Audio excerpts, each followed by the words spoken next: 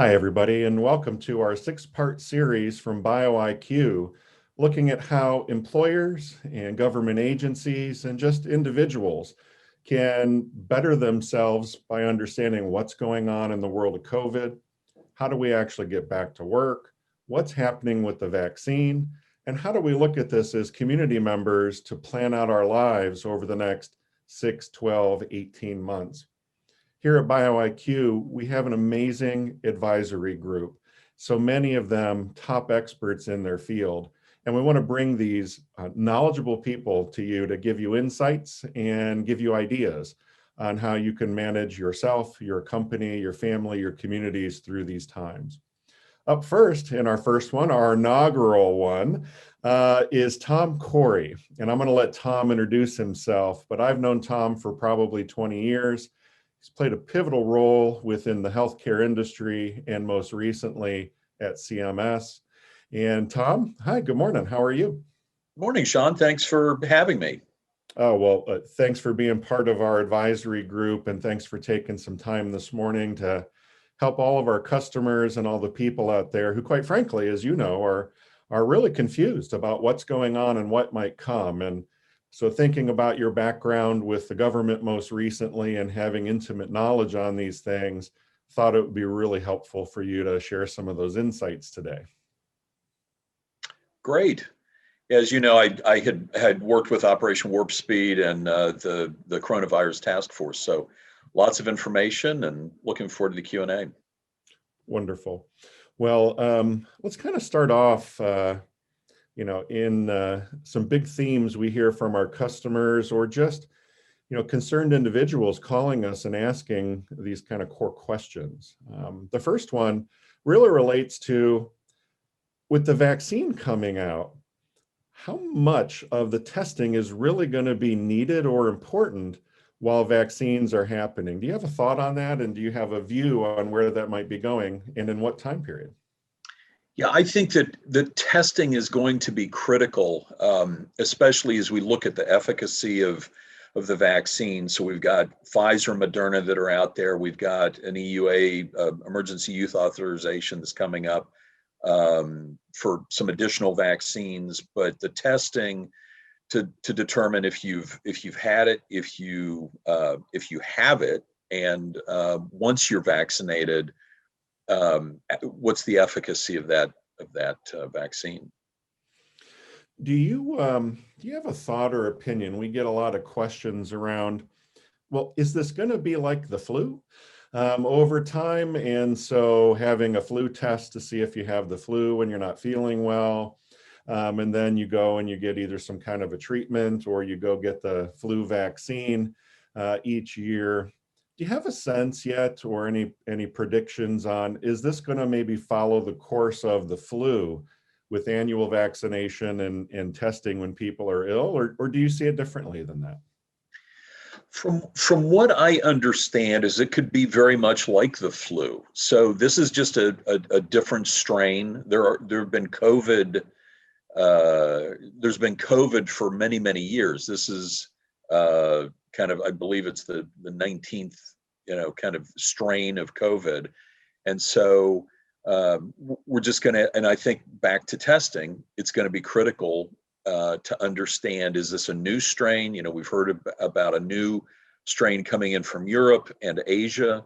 It's more potent and powerful. So I think we need to be aware of that, but I think that we really need to make sure that we get vaccinated and continue testing. Do you see a time frame when you were working on Project Warp Speed and your time at CMS in general?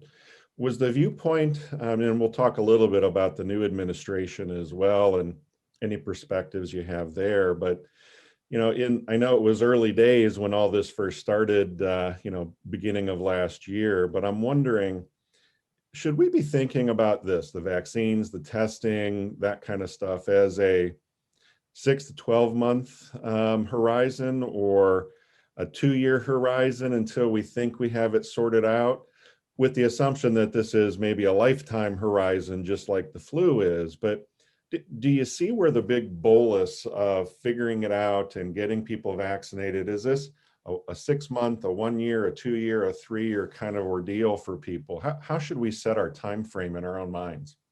Well, I think if you listen to Dr. Fauci or others within the government who've been very involved in this, is that I think that they're looking at kind of herd immunity. There will have been enough people who've either had COVID-19 or they've been vaccinated that I think I've heard between July and September of this year that we would have built up, herd immunity. So I think that we're probably looking at that kind of a time frame. We're vaccinating 1 million people a day. I was looking at some statistics from CDC, and that last week there was an average of 1.25 million doses given per day last week. So it's ramping up. There's some challenges with the states being able. They've been given doses, but they're challenged in administering those. Yeah, and that's one of the things that keeps coming up quite often as well, and we're getting a lot of questions on too. Is this best as a state-run thing, or does it need to be a federally directed and run initiative? Do you have a thought or opinion on that based on what you're seeing and your experience? Yeah, this whole thing has been so politicized. I'm a healthcare guy, so I try to avoid the political lane. And I think what has been amazing is that there are a lot of people on both sides of the aisle, from the very beginning who, Dr. Moncef Slaoui, who came in from GlaxoSmithKline, amazing guy. He's a Democrat, probably voted for Biden. So it's like, but he was able to turn around, get the vaccines in trials, and be able to get vaccine, to the point where, as of December 14th, healthcare workers and some long-term care residents were getting vaccinated. Unheard of in a pandemic to turn a vaccine around that quickly. So, I think to answer your question, that I think that the federal government did a really good job kind of reducing regulation and kind of getting out of the way and letting the vaccines be developed. Now, as far as deployment goes, I think that there have been some real challenges where you look at some states have done it really well. You look at North Dakota and West Virginia, they're, of the doses that they've gotten, they're vaccinating they're using like 85% of the vaccine that's available. California, on the other hand, is under 50%. So they're larger, it's a different state. So it's not apples to apples, but some states do it well. I do kind of like the Biden approach where, it's a national emergency, and, we're going to send in the National Guard. We're going to set up testing, vaccination centers. And so we'll see how that goes. Well, speaking of the Biden administration and a national emergency, kind of a two-part question. The first part is, how do you see, based on what you're hearing on the street, so to speak, keeping the politics out of it, how the Biden administration is actually going to get on this differently than the Trump administration, and not picking politics again for who you like, who you don't like, who you voted for, who you didn't vote for, but just kind of looking at policy in action. How are you feeling about the Biden administration, and what are you hearing about, their approach to things? Does it give you hope that this all will occur and get more smooth? And then the second part of that question is, we've been hearing some things around the large testing centers across the country where it's mostly been testing. However, these large, parking lots of large retailers and community centers and, stadiums, et cetera, now they're converting over to doing and getting prepared for vaccine, which then is creating a shortage on ability to actually perform tests. So the second part of this question is, do you see an understanding that vaccine is starting to replace capacity for testing? And do you see anything in the Biden administration that's going to address both more aggressively? So let's address the second part of the question. I've read the same thing, and I look at like Los Angeles, where they've got a stadium where they had been doing an incredible amount of testing. It was one of the top testing sites in the state, and that they've now turned that over to become a vaccination site. And they're hoping to vaccinate 12,000 people a day. But you're right, we're losing testing capability, and we can't lose focus on testing.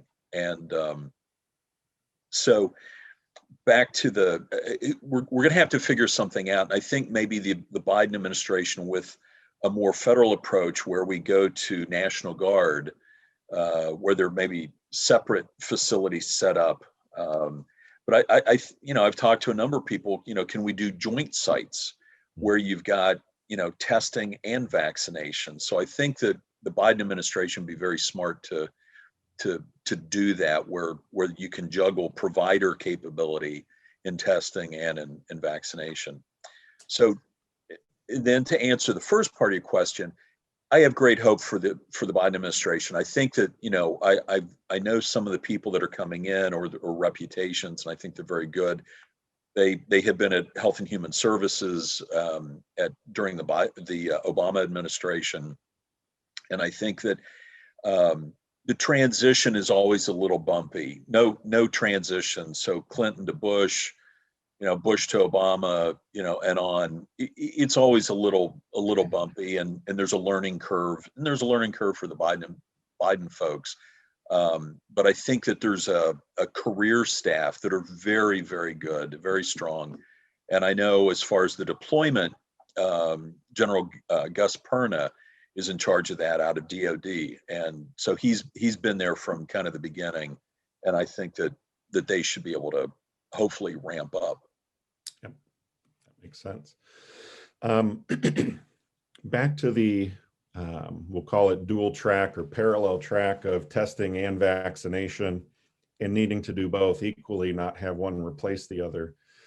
How have you seen, and how would you predict private industry getting more involved here, and the impact of that? Do you see that as a saving grace? Do you think that just complicates things? Do you see actual activities where it gives you hope that some private corporations are actually going to step up in a way that takes the burden off of the states a bit more? What are you seeing there?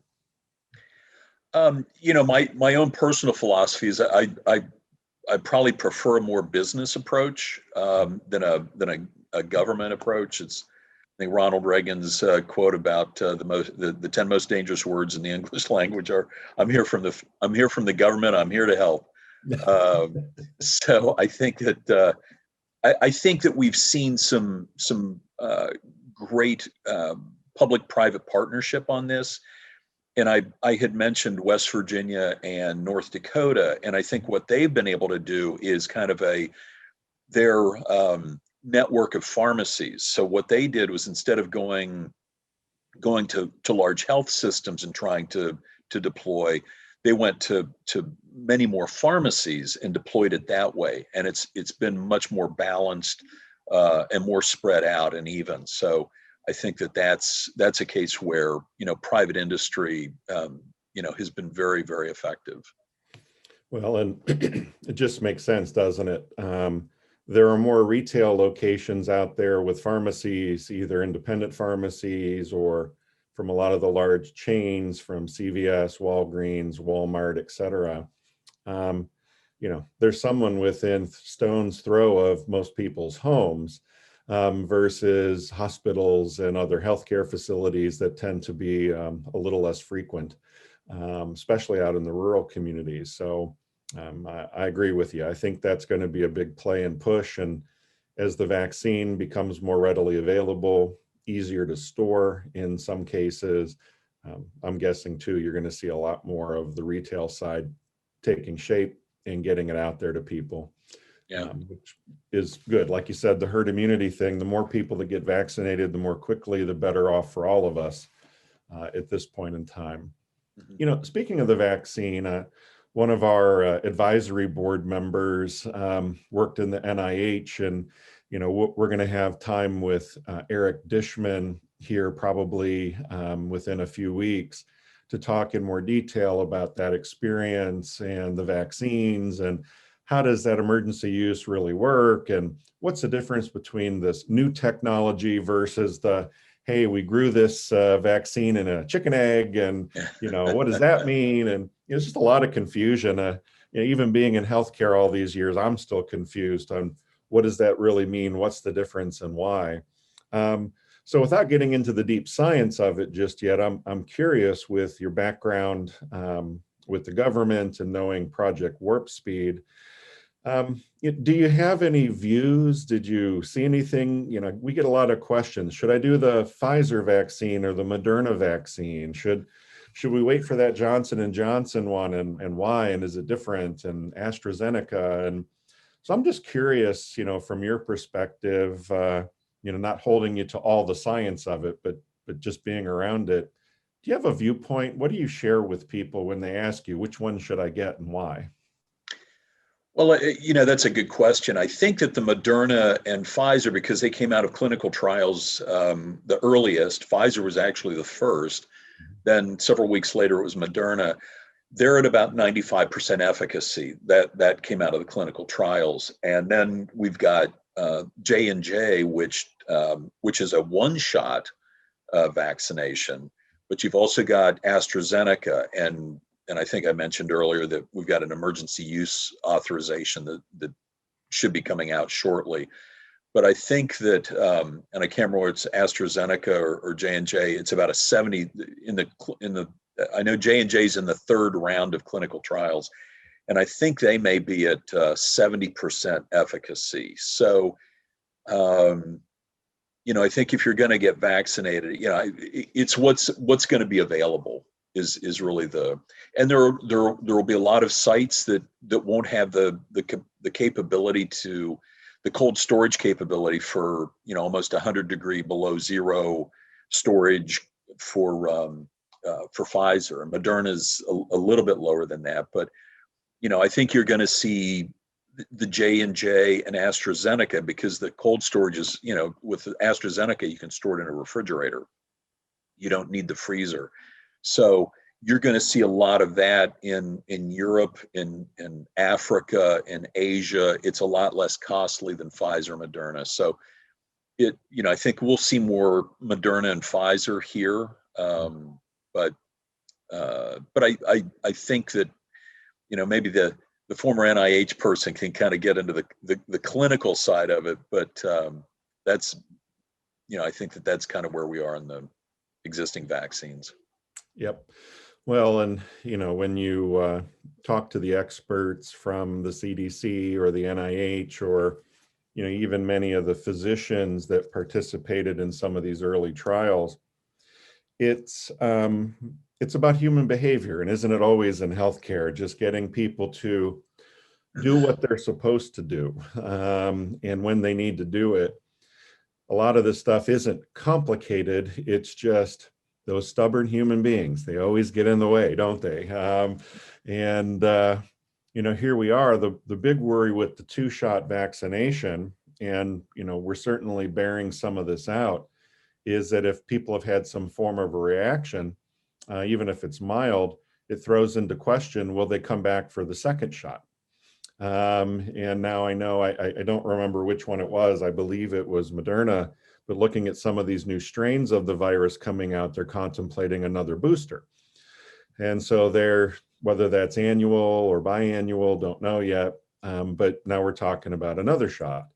And so the more shots you have to get, it doesn't matter if it was the flu shot or a shingles shot, or just doesn't matter what it is. If you got to come back for a booster or a second one, things drop off pretty quickly in terms of compliance. Now, the stress and the worry around the coronavirus certainly motivates people more to come back for that second shot. But I'm wondering if you have an opinion, or if in the government, when they talked about these things, if there was a general understanding or expectation that compliance is going to drop off for that second shot, or if they just didn't know, or they assumed everyone would probably come back for the second one regardless. Yeah, I don't know if they had, I doubt if they had any statistics, because it was brand new, but and I'm not really familiar with kind of 2-dose vaccinations. Shingles is 2-dose, and I don't know what the compliance is, for the second shot. But I think it's a case of, we have to do it. So a number of companies now, I know BioIQ has the capability to do messaging. There's data and analytics. You can track people who've had the first vaccination, and then you can do a digital reminder to have the second. And so I think that, if you have that capability, but I think you raise an excellent point, which is, you've got underserved populations that are very skeptical or nervous about healthcare. And I think it's so important for those underserved communities, the African American community, low income, Medicaid, that they do go get a vaccination. So, Yeah, no, I agree. Some of the employers that we talk to and the managed care plans, even some in the Medicaid space as well, it's too early to know what the real trends are, but even some of the early trends are that there is a strong drop off in some of those communities for people to come back for the second shot. Again, it's more anecdotal than it is a longitudinal study, but you can see it.